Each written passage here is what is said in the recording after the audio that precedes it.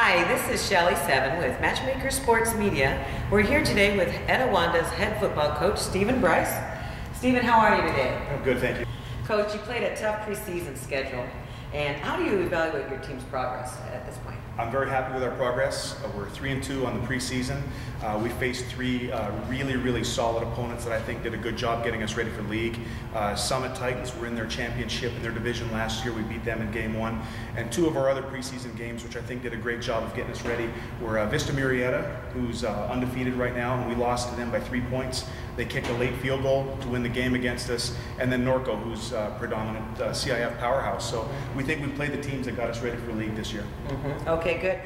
Coach, your record is 2-7 against Upland in the last 7 years. What are some of the keys to winning this Friday's game against Upland? We really have to play physical on defense.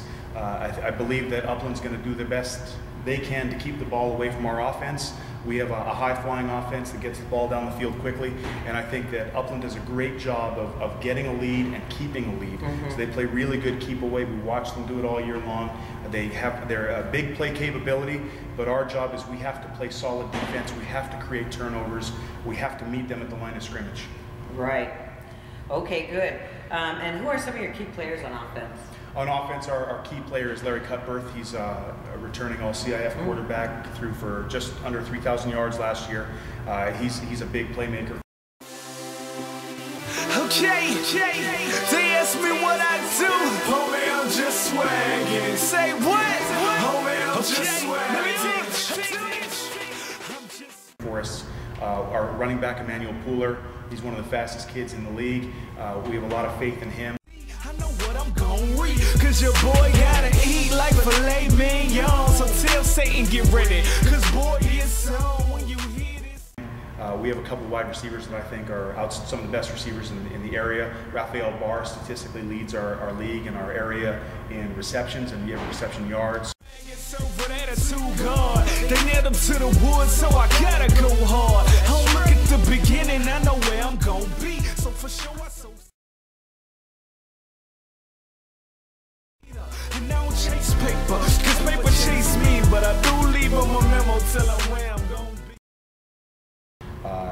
We have Jordan Mathis, a slot receiver, who was our player of the game last week, had 100 yards receiving on 6 receptions and 2 touchdowns. So we can really get the ball to a lot of people.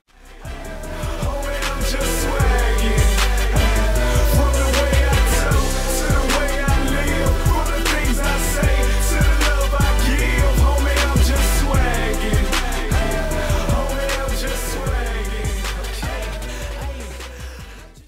I know what I'm gon' read, cause your boy gotta eat like filet mignon. So tell Satan get ready, cause boy it's on when you hear. Right, you also have Austin Blaylock on your team, Yes, right? we do. Austin's a newcomer to us this year. He's another slot receiver. He's become a very big player for us at slot. You know, we started off rotating him with some other players, but he's kind of taken over a position on our offense, and we really think he's going to do some big things for us this year. We look forward to that. I don't worry about the rest. When they ask me how I'm doing, I just tell them that I'm blessed. I tell them that I'm good like the 1st and 15th. When they ask me how I feel, I just tell them I'm me. I just tell them I think, and it's on another level. See, they on some R&B, but I'm more like heavy metal. Only never. And Coach, who are some of your key players on defense? Our biggest key player on defense is Chandler Scott.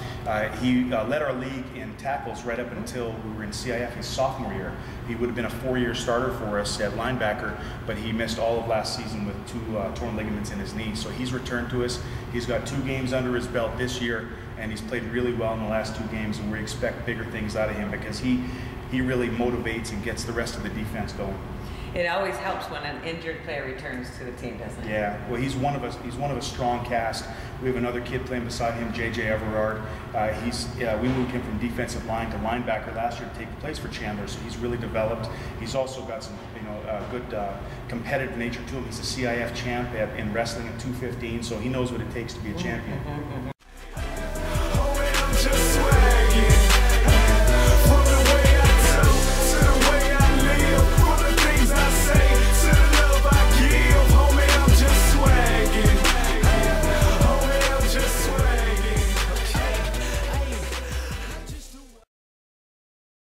That's great.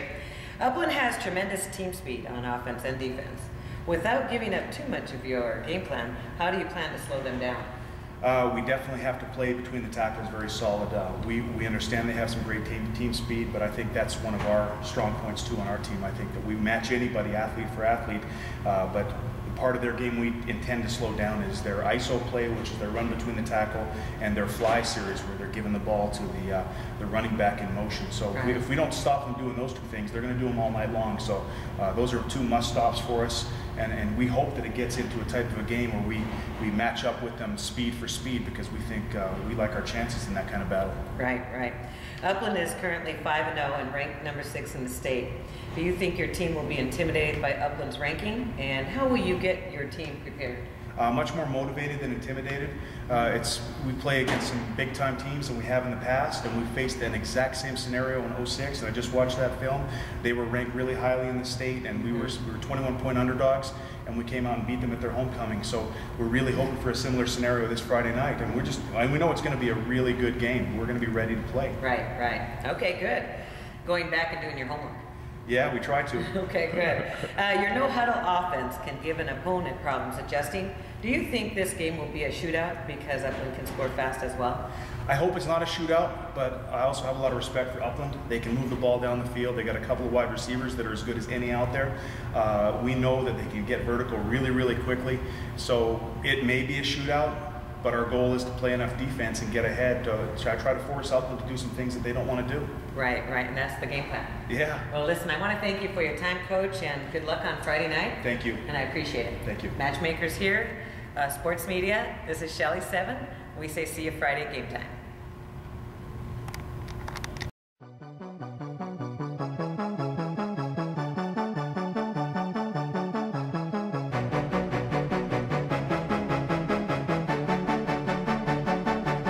I might be too strung out on compliments, overdosed on confidence, started not to give a f and stop fearing the consequence. Drinking every night because we drink to my accomplishments. Faded way too long, I'm floating in and out of consciousness, and they saying I'm back. I'd agree with that.